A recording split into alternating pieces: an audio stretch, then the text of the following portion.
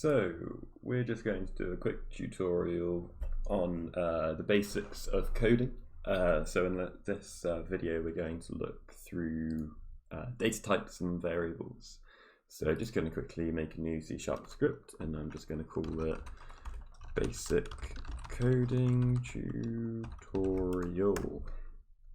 And I'm just going to quickly go through a couple of bits. So I'm just going to apply this to a object in our Unity scene.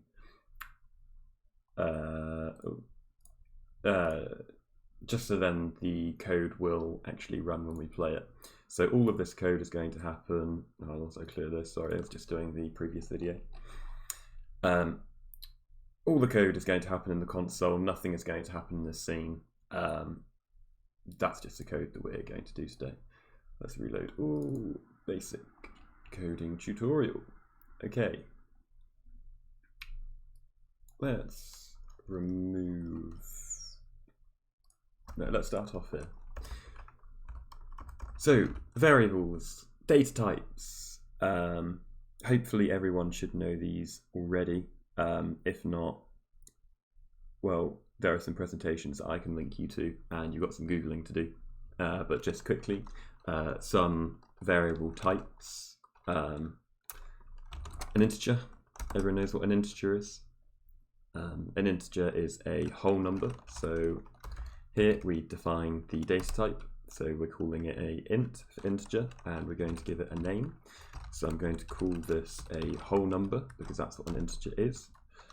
Either we could just put a semicolon there, finish line, or we could continue the line and initialize it as a number.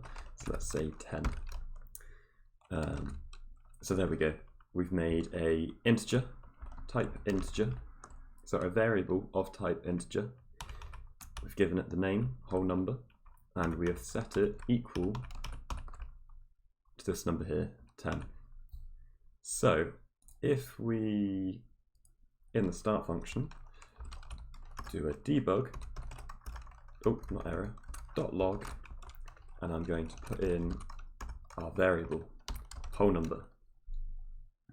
So that's the name that we have set up here. We have set that equal to 10. So in the start, so as I said in previous videos, the start function is called right at the start of the application, so as soon as you hit play.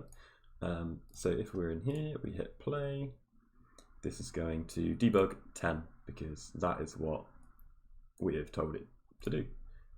So let's go back into the code.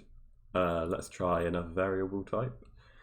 If I was in lesson, I would get one of you to tell me one, but as it's only me here, let's make a string, and let's call it let's just call it collection of char, because that's what a string is. It's a collection of characters.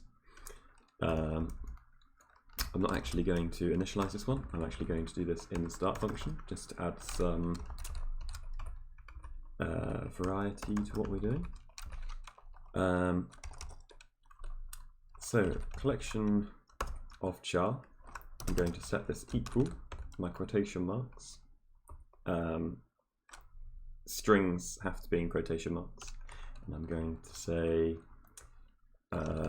stuff and no, I'm not. I'm going to put hello world. If I could spell. And then let's just, I'm pressing Alt and arrow keys to make this swap with other lines, by the way. And I want it to output collection of char with a semicolon at the end of a line. So now we're going to have Debug.Log whole number. We're going to set our string variable that we've set up here, type string name collection of char. We're going to set it to equal hello world, and then we're going to debug what we've said. So let's play this now. There we go, it outputs 10 for our integer, and then hello world, which was our string. Excellent. So let's do another data type now. Let's do a char. And let's just call this a character. And we will set this here. And instead of being quotation marks, this is just 2 apostrophes. And a character, let's put in P, a capital P. And then let's Debug.Log character with a semicolon at the end. Don't forget, Control S to save. So now we're outputting the whole number of 10. We're then outputting our collection of char that we have we've set here to be hello world. Outputting that, and then we're outputting our character. Back to Unity. Fantastic. 10 hello world P. We can clear this, by the way, and do it again, just so it's a bit more obvious it is doing all 3. Fantastic. In that order as well, because the code runs downwards line by line. Okay, let's do another number type, I guess. So let's do a float. Let's do float decimal number. And I'm going to duplicate these lines just because I want to. Why have I got 2 of these? Oh, because I want them there. That is why I wanted them. I have accidentally.